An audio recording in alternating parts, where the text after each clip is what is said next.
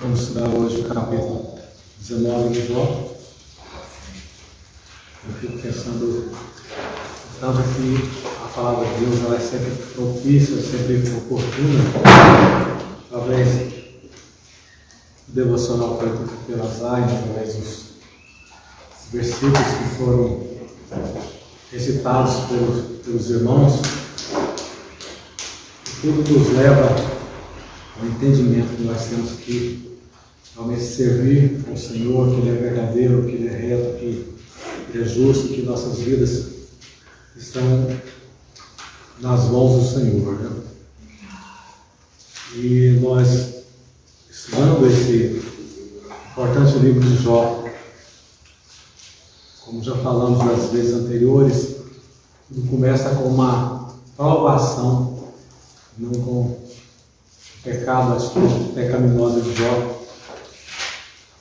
E esses três amigos que vieram visitá-lo, depois de passar algum tempo com eles, depois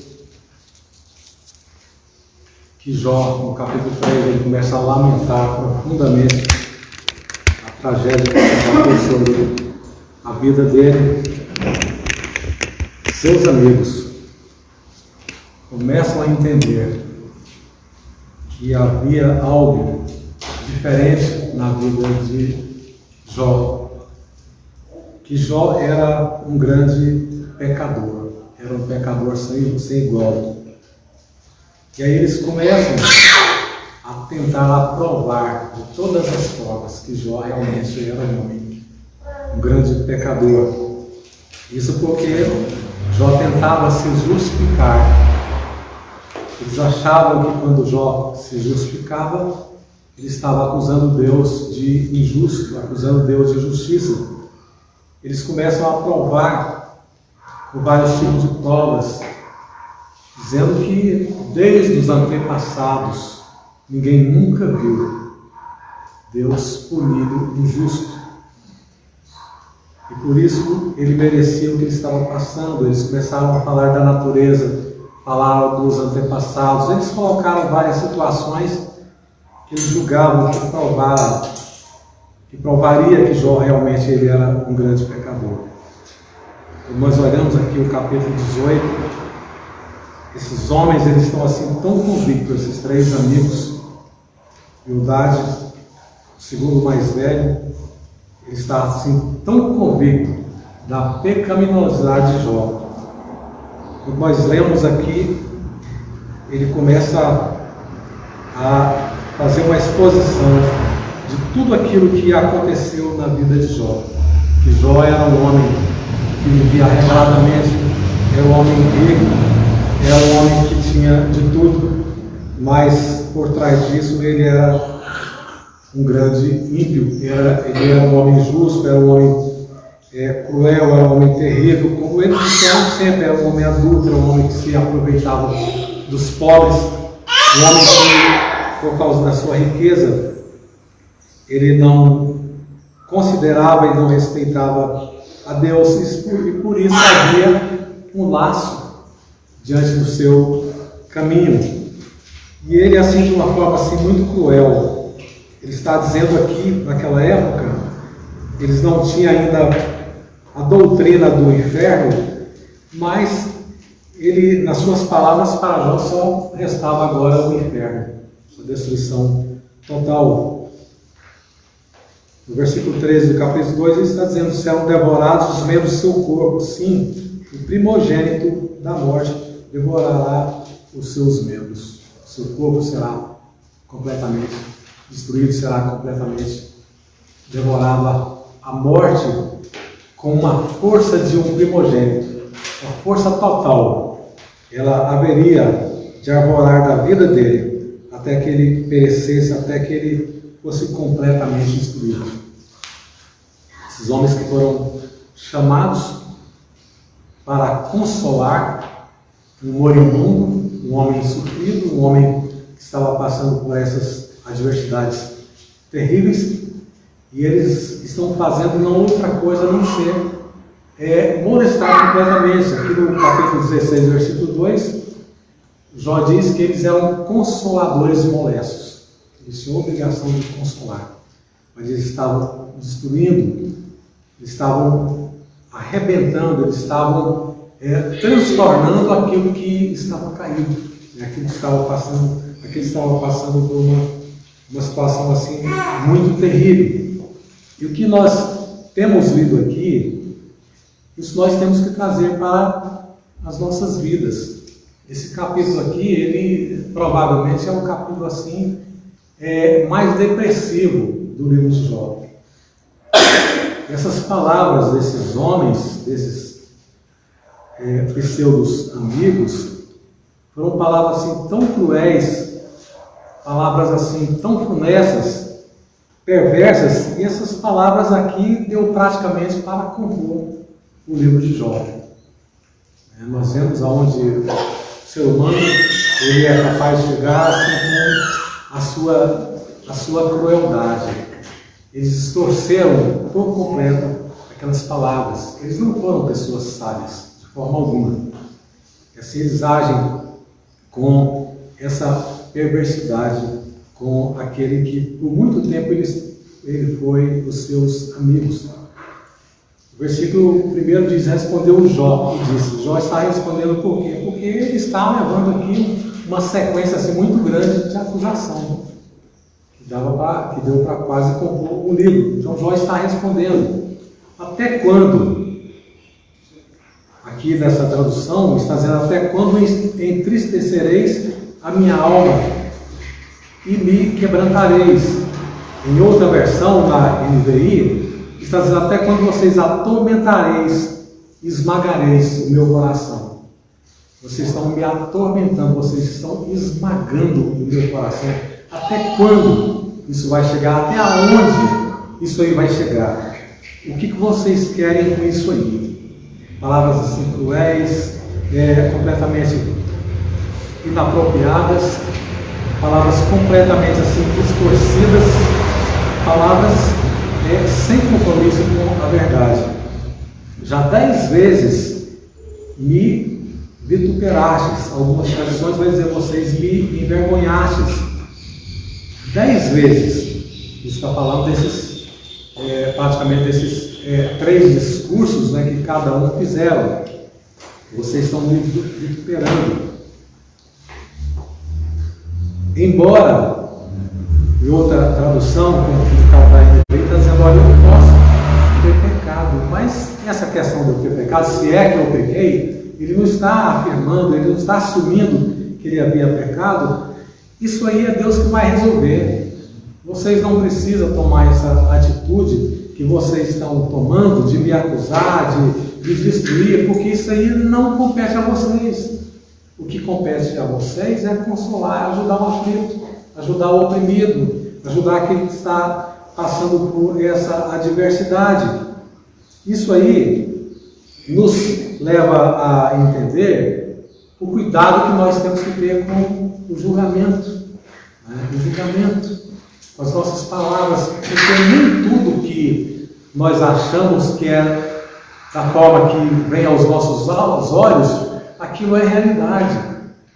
Muitas vezes nós nos enganamos, e muitas vezes, não, a maioria das vezes, nós nos enganamos. Muitas vezes as palavras são completamente distorcidas, como é o caso desses homens aqui. Eu posso ter pecado, mas o meu erro ele ficará comigo. Mesmo que ele fosse um homem completamente errado, um homem merecedor do castigo de Deus, mas a postura desses homens deveria ser no sentido de restaurar aquele que caiu, aquele que está em pecado. Saber agora que Deus é o que me transtornou e com a sua rede me cercou. Está dizendo: olha, eu não acho que eu tenha pecado. Eu não sei o que aconteceu lá no céu, mas quem fez isso aí eu tenho certeza absoluta que foi Deus. Foi Deus que fez isso aí, está vindo da parte de Deus. E não competia a esses homens eles fazerem o julgamento que eles estavam fazendo. O meu caminho, ele entrincheirou, já não posso passar, e nas minhas veredas pus trevas, Deus cercou meu caminho. Nós estamos vendo aqui um homem completamente ferido, um homem lamentoso, um homem que está lamentando. Quando nós olhamos para o histórico dos homens de Deus, nós vamos perceber que a lamentação ela faz parte da vida do ser humano. Quando nós olhamos para Moisés, o que ele diz para o Senhor, está lá em Números capítulo 11, olha, se eu sou agradável aos seus olhos, tira a minha vida, por favor. Se o Senhor gosta de mim, se o Senhor agrada de mim, tira a minha vida. Quando a gente olha para outros homens de Deus, Isaías também desejou a morte, Jonas desejou a morte. Quando a gente olha para Jeremias, ele até compôs o livro de Lamentações. Tanto eram as lamentações que eles tinham a lamentar. A gente olha para o Novo Testamento, muitos homens de Deus lamentaram a situação que estavam passando. Tanto que a Bíblia, o apóstolo Paulo, fala que nós devemos consolar aqueles que estão lamentando, aqueles que estão sofrendo, aqueles que estão chorando. Deus nos colocou como consoladores. Esses homens aqui eles foram colocados como consoladores, mas eles distorceram as situações e se transformaram em consoladores molestos. Em Colossenses capítulo 4, a palavra do Senhor diz que a nossa palavra ela tem que ser temperada com sal, ela tem que ter equilíbrio.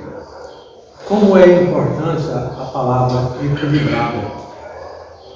Eu fico pensando que muitas vezes no nosso meio, ao invés de nós fazermos como a palavra de Deus, como Jesus foi sábio com aquela mulher adúltera, e muitos outros concedem, ele falou, olha, vai e não peques mais. Olha que coisa, primeiro ele curou.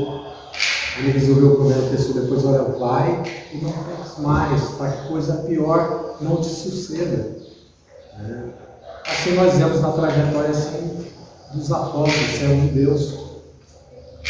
E a gente olha também no contexto bíblico o quanto que as palavras inoportunas, as palavras que não são sábias, elas são capazes de trazer assim, grandes transtornos. Isso é muito interessante para nós, no nosso meio cristão, na igreja, no nosso meio, nosso convívio familiar, na nossa sociedade. Me lembro que ninguém talvez se lembre do fato, mas eu conheci um pastor da Igreja de Deus, muitos anos atrás, mais de 20 anos de idade, era um homem de Deus, pastor Olavo, pastor da Igreja de Deus, lá de Planaltina, mas era um homem, assim, coitado, muito topeiro. E um dia ele era mestre de obra, uma palavra dura, a pessoa não suportou e pegou uma pá e segurou na cabeça dele.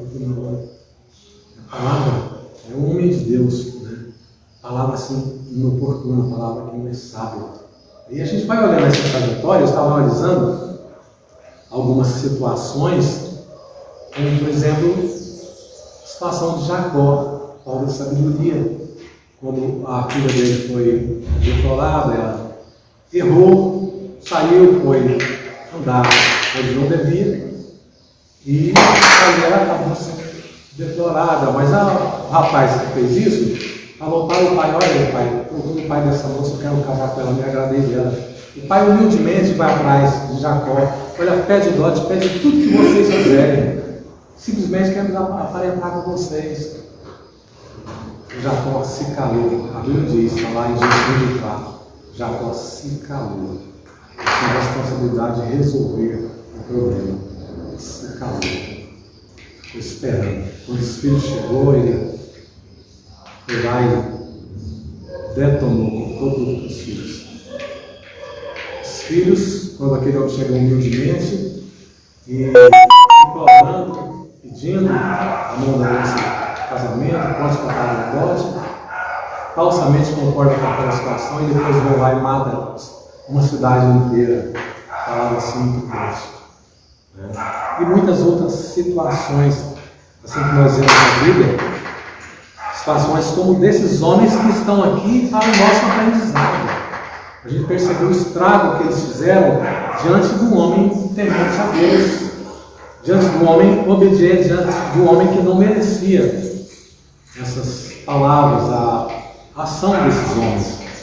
E muitas vezes isso acontece também por causa, aqui foi uma inverdade. E nós vamos ver aqui nesse contexto que Jó se transformou um homem mal falado, porque todo mundo julgava, esse aí é por causa dos pecados dele. Nós temos que ter esse cuidado, porque às vezes o inimigo ele toma conta da nossa boca, assim como ele tomou de Pedro. Assumiu a boca de Pedro. E muitas outras situações, né? Como Jesus falou para Pedro: olha, arreda-te para trás, Satanás. Ele tomou a boca de Pedro. E muitas vezes isso pode acontecer com a nossa vida e a gente vir a proferir algo que indevido, algo que desagrada a Deus, quando a Bíblia diz que nós temos que ter uma convivência entoando salmos, entoando hinos, louvando e bendizendo o Senhor nosso Deus. Né? E muitas vezes nós abrimos a nossa boca, nós acusamos os nossos irmãos, nós proferimos coisas que nós não devíamos proferir, nós repetimos coisas que nós não devíamos repetir. O problema que acontece lá no local de trabalho, ou no comércio, em algum lugar, a mulher vai correndo ali e vai lá no ouvido do marido, sai dali e vai lá matar outra pessoa. O parente vai ali e mata outra pessoa ali porque ele ouviu uma coisa. A Bíblia diz que até o tolo, quando ele se cala, ele é tirado por sábio. Se esses homens tivessem ficado calados, eles tinham prestado assim um grande serviço. Né? E são situações corriqueiras na igreja, em todo convívio. Quando nós abrimos a nossa boca, nós repetimos algo e um fala para um, aquele trouxe dor, traz tristeza, aquilo conta para outro, e aí o público está lá inchado, para mim é um pequeno momento, né, que é como uma faísca que é capaz de incendiar um grande negócio. E um dos exemplos que eu quero colocar, quando alguém chegar para dizer alguma coisa para a gente, fala assim: olha, isso aí, sabe, acabou de me falar isso agora. Não vou contar para minha esposa, eu tenho esse costume comigo. A maioria das coisas chegam ao meu ouvido, eu não falo, não comento com meus filhos, com minha esposa. Nós devemos comentar na igreja, nós devemos ter esse cuidado, porque é o diabo que está ali querendo transformar a nossa vida. Temos que aprender realmente essas coisas, que a nossa palavra tem que ser para edificar, tem que ser para restaurar, tem que ser para abençoar, tem que ser para construir pontes, né? Construir acesso de amizade, de amor, de comunhão. Muitas vezes as nossas palavras têm sido usadas para destruir pontes, para destruir a união, para destruir a comunhão, para colocar uma pessoa contra a outra. Nós temos que vigiar, Senhor, tem misericórdia da minha vida. Fazer como o salmista Davi diz: Senhor, coloca um guarda na minha boca, coloca um guarda na porta da minha boca, para que eu não tenha esse desejo, porque tem gente que tem realmente um grande desejo assim, de realmente divulgar coisas ruins, coisas que não agradam a Deus. É muito importante que nessa leitura da vida desse homem de Deus, entendemos aqui o sacrifício, o sofrimento que ele sofreu por todas essas situações. Né? Já 10 vezes me vituperastes, ele foi vituperado, foi completamente detonado por causa da palavra desses pessoas amigos. Eis que clamo violência, porém não sou ouvido, grito socorro, não há quem possa me socorrer. Esses homens, eles achavam que o que ele estava passando era um efeito da retribuição. Ele estava recebendo, estava sendo retribuído por causa dos seus pecados, por causa daquilo que ele havia cometido contra Deus. Então ele não era digno nenhum de socorro, ele não era digno de forma alguma de misericórdia, ele não era digno da bondade do Senhor. Mas mesmo que Jó fosse um merecedor de tudo isso, esses homens eles deviam ter palavras próprias, palavras apropriadas, como teve Jesus, como teve vários servos de Deus, para resolver a situação. Nunca foi com acusação. A pessoa está numa situação terrível, situação difícil, e nós somos cristãos, nós vamos usar daquela situação para condenar a pessoa. Nós não fomos chamados para condenar. Eu nunca esqueço de uma vez que um parente nosso estava internado no hospital, estava assim terminal, e tinha um senhor que ia sempre lá para visitar. E eu ficava assim impressionado com as palavras sábias daquele senhor. Eu ficava dizendo: Senhor, me dá sabedoria, me ajuda. Eu não era evangélico esse senhor. Me dá sabedoria para que eu possa ter palavras agradáveis, né, como aquele senhor tinha. Porque tanto o pecador mesmo assim, que realmente está envolvido no pecado, quanto outras situações, nós somos chamados para restaurar, para edificar, para consertar a situação, para ser consoladores das pessoas. Porque às vezes a pessoa está sofrendo, nós estamos ali para colocar sal na ferida, para colocar ácido na vida da pessoa. Mas, quando nós olhamos para Jesus Cristo, a sabedoria que ele tinha, como ele era sábio, para tratar com as pessoas, com todos os pecadores, para semear amor, alegria, a paz, a esperança, para ter uma vida de comunhão.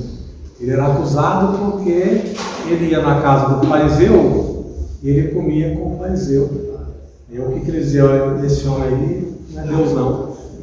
Se ele fosse Deus, ele sabia na casa de quem ele colocou os seus pés.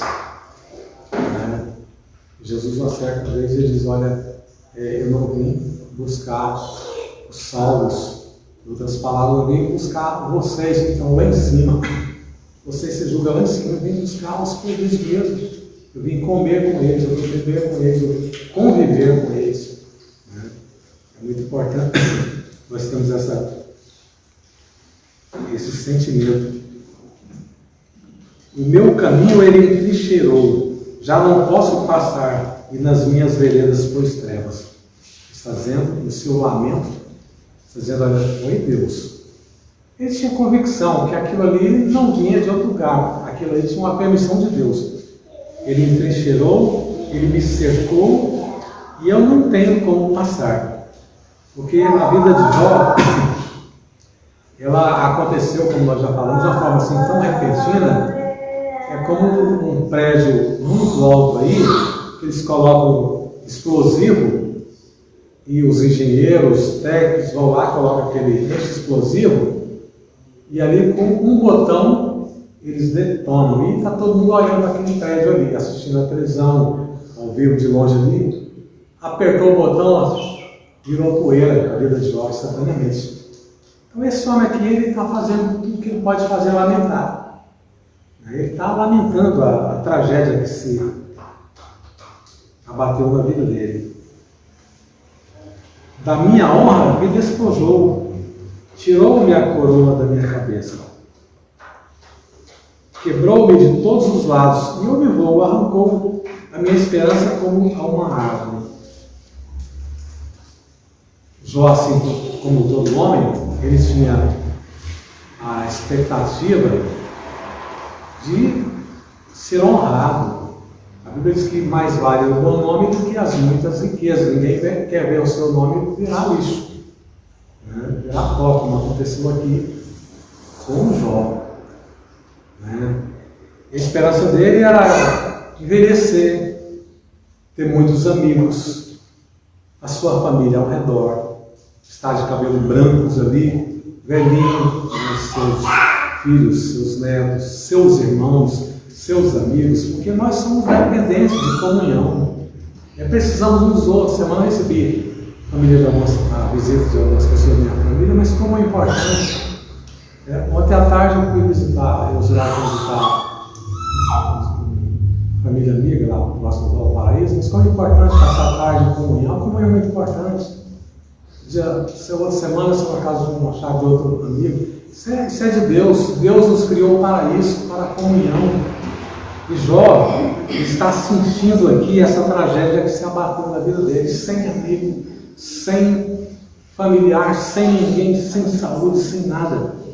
Essas pessoas que foram chamados para emprestarem os seus ombros, seu ombro amigo. A consolação é bíblica. Nós somos chamados para consolar, para estarmos juntos nos momentos de aflição, para conhecer o estado de cada irmão, para convivermos com eles, na alegria, na dor. E fez inflamar contra mim a sua ira, e me considerou para consigo como a seus inimigos. Está dizendo apenas por que Deus fez isso comigo? Qual é a justificativa que Jó estava tendo? Olha, Deus, ele me considera como inimigo seu. Porque se ele não me considerasse como inimigo, ele não ia permitir, ele não ia fazer o que ele está fazendo comigo. Então no seu entendimento, ele estava entendendo que isso ali era realmente uma permissão de Deus. Ele acha que Deus estava tratando como ele realmente trata o inimigo. Está dizendo para os seus amigos aqui, não é porque eu pequei. Não estou assumindo, eu posso ter pecado, mas eu não vejo esse pecado. Mas Deus está me tratando agora. Não sei o que aconteceu. Tem um versículo, que esqueci aqui qual é o capítulo, que está dizendo, olha, eu não sei o que aconteceu lá no céu. Ele tinha esse sentimento, não sei o que está acontecendo da parte de Deus, mas eu sei que isso aí é da parte de Deus. Juntas vieram as suas tropas e prepararam contra mim o seu caminho e se acamparam ao redor da minha tenda. Se acamparam, se prepararam para me destruir, pois longe de mim as meus irmãos, o pesadelo, a tristeza, a dor, a solidão que ele está sentindo, pois longe de mim a meus irmãos, e os que me conhecem deveras me estranharam. Seus irmãos, os seus conhecidos estranharam, o tiveram na condição de uma pessoa estranha. Os meus parentes me deixaram, e os meus conhecidos se esqueceram de mim. Os meus parentes foram embora. E todos os meus conhecidos, aquelas pessoas que eu conhecia como um homem forte, um homem sadio, um homem poderoso, um homem de grande reputação, um homem bem quisto na sociedade, esses homens eles foram embora. Tem um versículo em Provérbios que diz que na dor nasce um irmão. E aqui na situação de Jó aconteceu o contrário. Na dor, na adversidade, todas essas pessoas foram embora. Pois longe de mim a meus irmãos, e os que me conhecem deveras me estranharam. Os meus parentes me deixaram, e os meus conhecidos se esqueceram de mim. Os meus domésticos e as minhas servas me reputaram como um estranho, e vieram me trazer aos seus olhos. Situação difícil, Todo mundo foi embora. Jó ficou, quando ele perdeu tudo, quando ele perdeu a reputação, quando ele perdeu a saúde, não teve mais um parente. Devagarzinho todo mundo vai embora. Os amigos tiveram na condição de uma pessoa estranha. Os domésticos, aquelas pessoas que eram os seus serviçais, todo mundo caiu fora. Todo mundo teve Jó na condição de um estranho. Chamei a meu criado e ele não me respondeu. Cheguei a suplicar-lhe com a minha própria boca. Que situação, né? Ele chama o seu criado, aquela pessoa que está fazendo o seu serviço, e a pessoa virou as costas. Cheguei a suplicar com a minha própria boca. O meu hálito se fez nojento. A minha mulher e até os meus irmãos têm repugnância aqui. Teve uma situação que ele foi embora. Os irmãos dele queriam a distância de Jó. Jó, ele foi um tipo de Cristo. Ele foi abandonado, completamente abandonado lá. Salmos capítulo 22, Salmos capítulo 38. Ele está falando que todos têm abandonado o sol. E Jó, esse homem, outrora poderoso, outrora bem quisto, esse homem, ele agora está completamente só, completamente abandonado, até a sua esposa. Ele o abandonou, até seus irmãos o ignorou completamente. E aí no versículo 21, voltando ao versículo 18, diz até, nessa tradução aqui está dizendo, até os rapazes me desprezam, levantando-me, eu falo contra mim. Mas a tradução mais correta, e talvez nas outras traduções, até as crianças me desprezam. Porque naquela época a criança não tinha valor algum. Criança naquela época é assim, um pouco mais do que era considerado um animal naquela época. Hoje o animal é bem estimado. Né? Hoje o cachorro tem até psicólogo. Né? Mas naquela época não tinha valor algum. E criança era pouco mais do que cachorro naquela época. E aqui ele está dizendo, até as crianças me desprezam, e levantando eu falo contra mim. As crianças, os rapazinhos zombando de Jó. Todos os homens do meu secreto conselho me abominam, e até os que eu amava se tornaram contra mim. Aqueles homens, os conselheiros que viviam ao seu redor, todo mundo agora o desprezou. E ele está dizendo isso aqui sobre esses três homens, certamente. Elipas, Zofar e Bildade, os três amigos, foram os últimos que sobraram, e agora esses amigos o estavam abandonando. Professor, aqui nessa versão diz, até os meninos zombam de mim e dão risadas quando eu apareço. Dessa forma. Quando ele aparece, quando esse homem moribundo, esse homem mal cheiroso, como ele está dizendo, que ele tinha um mau cheiro mesmo, ele vai andando ali, como um homem que morou aqui na Canangolândia deve ter conhecido aquele, acho que era João, né? Tião. Tião, exatamente Tião. Jó não chegava nem perto do Tião. Aliás, o Tião não chegava nem perto. Jó pedia de longe. Tião quando entrava na padaria, e o pessoal saía de perto. Mas Jó era carniça pura. Então, quando as crianças viam Jó, eles riam, eles zombavam dele, e todo mundo caía fora. E essa situação desse homem. Todo mundo deixou Jó. E ele diz aqui no versículo 19, todos os homens do meu secreto conselho me abominam, que é esses homens aí. E até os que eu amava se tornaram contra mim. É uma situação assim, muito, muito cruel.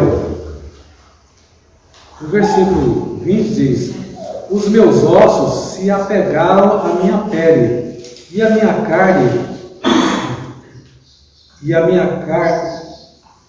os meus ossos se apegaram à minha pele e à minha carne, e escapei somente com a pele dos meus dentes.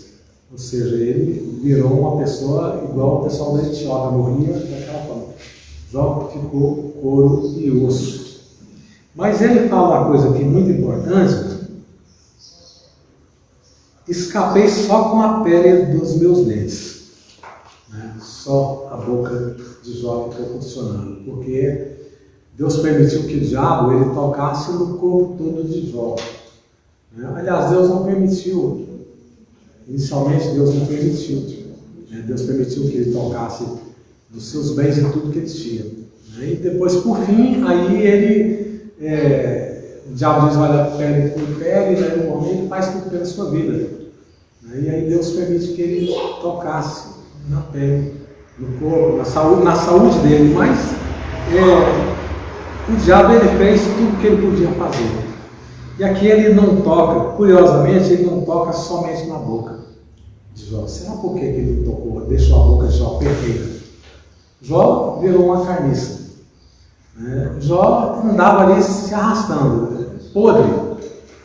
Um homem que ninguém, por mais que a família gostou dele, mas todo mundo agora queria a distância dele, ninguém queria chegar perto dele, nenhum criado, ninguém. Mas por que ele deixou a boca de Jó funcionando ali? Ele não tocou na boca.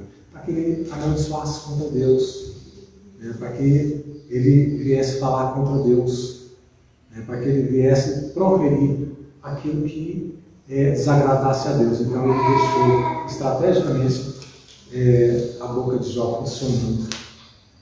Coisa assim terrível. E aí ele coloca esses 3 amigos ali para que esses homens trabalhassem por ele, trabalhassem com Satanás, para que Jó pudesse realmente pecar contra Deus. Jó viesse a proferir algo que viesse comprometer aquilo que Deus havia falado, que não havia homem justo, homem reto, homem íntegro como era Jó. E a esposa dele diz, como nós vimos lá atrás, olha, para você não resta mais nada, tudo que você tem que fazer é você amaldiçoar esse seu Deus e você morrer. Mas em tudo isso Jó, ele não pecou. Mas falando da lealdade de amigos, eu vi uma cena, talvez alguns devem ter visto aí, um vídeo que passou no TV,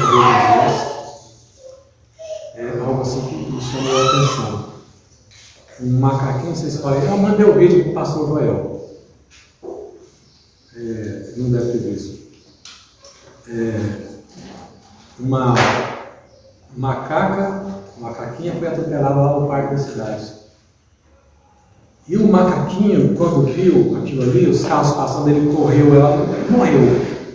E o macaquinho abraçou aquela macaquinha ali.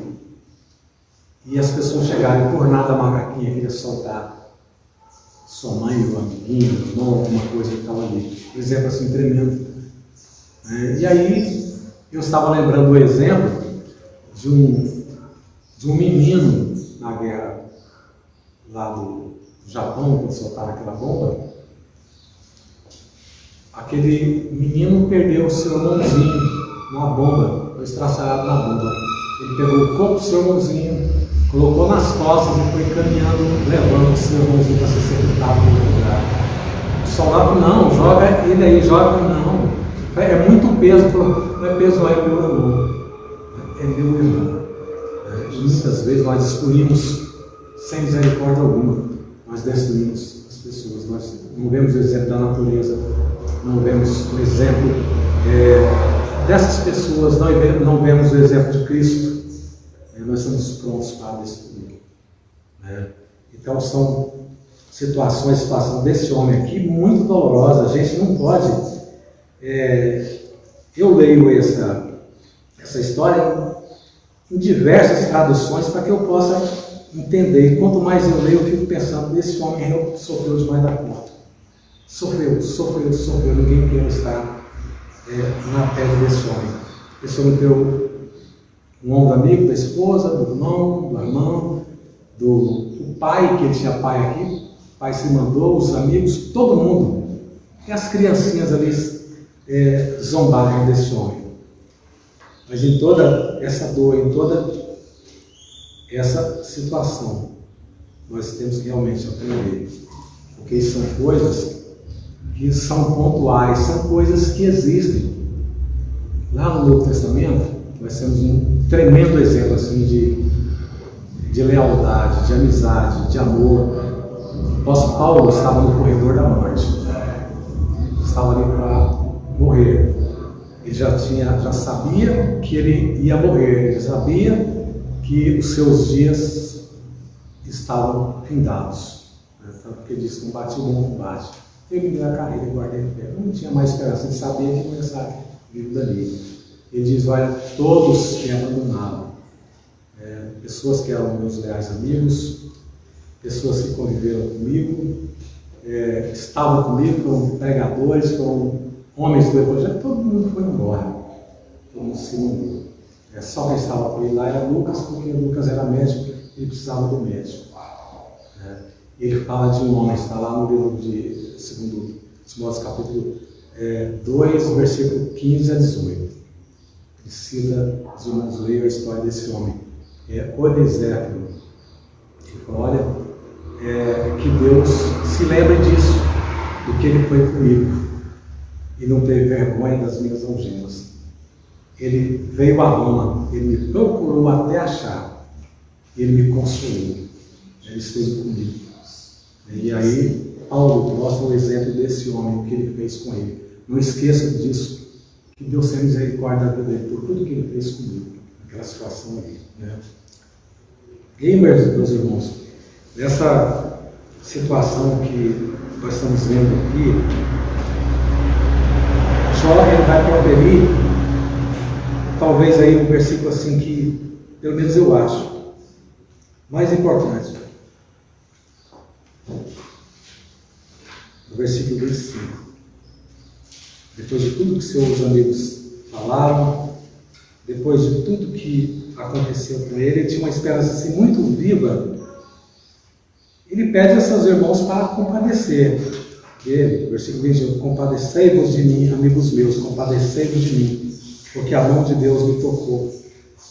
Porque me perseguis assim como Deus e a minha carne não se fartais? Quem me dera agora que as minhas palavras fossem escritas, quem me dera fossem gravadas no livro, e que, como pena de ferro e como chumbo para sempre, fossem esculpidas na rocha. Está dizendo: olha, tudo que eu estou dizendo aqui para vocês vem até desse homem.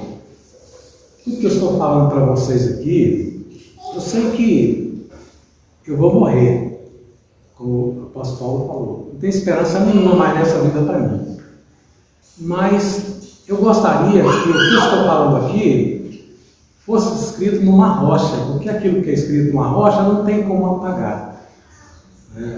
Pega ali um martelo, pega ali um ponteiro, escreve numa rocha. Eu quero que tudo isso seja escrito numa rocha. E com pena de ferro e com chumbo, para sempre fosse esculpida na rocha. Tudo que eu estou falando, eu quero que isso aí como chumbo, com pena de ferro, isso aí para sempre fosse esculpido na rocha. Não quero que se esqueça, porque tem uma coisa que eu estou dizendo para vocês aqui. Porque eu sei que o meu Redentor vive, e que por fim se levantará sobre a terra. E depois de consumida a minha pele, contudo ainda em minha carne vive Deus. Depois de tudo isso aí, minha vida está terminando. Estou apagando, mas eu quero que fique tudo escrito, porque eu sei que o meu Redentor vive. E depois de consumida a minha pele, contudo ainda em minha carne veria Deus. Vê-lo-ei por mim mesmo, os meus olhos e não outros o contemplarão. Por isso o meu coração se consome no meu peito. Ele vai terminar dizendo: a verdade devias dizer, porque o perseguimos, porque a raiz da acusação se acha em mim. Por que nós estamos fazendo isso, acusando essa pessoa? Por que nós estamos descendo? Porque a raiz da acusação, dessas pessoas: temei vós mesmos a espada. Deus lá no final vai dizer: vocês são dignos de morte. Peça a meu servo Jó, vocês vão fazer um sacrifício perfeito, 7 sacrifícios, para que eu não trate vocês segundo o que vocês estão merecendo. Vocês destruíram a vida injusta, justamente.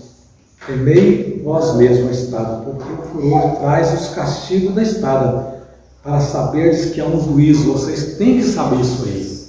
Não ignore essa verdade. Eu quero que tudo que eu estou dizendo para vocês fique escrito aí, nas montanhas, nas pedras, no chumbo, no ponteiro. Mas vocês também têm que saber que tudo que vocês estão fazendo, vocês têm que temer vós mesmos, porque a espada é real, a espada é verdadeira. Cuidado com a sua boca. A Bíblia diz que toda palavra viva que o homem falar, ele vai prestar conta a Deus. Ele vai prestar conta a Deus. Isso realmente é sério. Eu sei que o meu Redentor vive. Quando nós pensamos assim, a gente olha para uma mulher que não era judia. Essa mulher era moabita. Essa mulher, naquela época, não tinha valor algum, era de Moabe. Era um povo que não era tido para o povo de Deus como um povo que deveria viver. Um povo que tinha contas a prestar com Deus por tudo que eles fizeram. E essa mulher se envolveu com o povo de Deus, casou com um descendente, uma pessoa da linhagem de Israel. E o marido dela morreu, o cunhado morreu, o sogro morreu. A sua sogra, Noemi, resolve voltar para os termos de Israel. A sua amiga aceita voltar, aceita o conselho de Noemi e aceita voltar. E ela diz: não, eu não vou voltar. Eu diz: eu não vou voltar. O seu Deus é o meu Deus, o seu Deus é o meu Deus. Onde você pousar, eu pousarei. Onde você morrer, eu vou morrer também. E ali ela volta. E ali, diante de toda aquela situação, essa mulher que não tinha nenhuma expectativa, Deus proveu ali um remidor. E essa mulher que não era da linhagem de Israel, não era da linhagem de Judá. Através dessa linhagem nasce Jesus Cristo, porque ela foi alcançada por um redentor, um remidor. E essa mulher está escrita para sempre aqui nos anais da Bíblia. É porque ela foi redimida por Deus. Esse homem de Deus, ele foi remido, ele foi redimido, ele acreditou naquela situação toda. E disse: eu sei que o meu Redentor vive. O nosso Redentor vive. Por isso nós temos a nossa esperança. Que apesar de tudo que nos aconteça, apesar de tudo que nós sofremos, o nosso Redentor vive. Que Deus nos abençoe.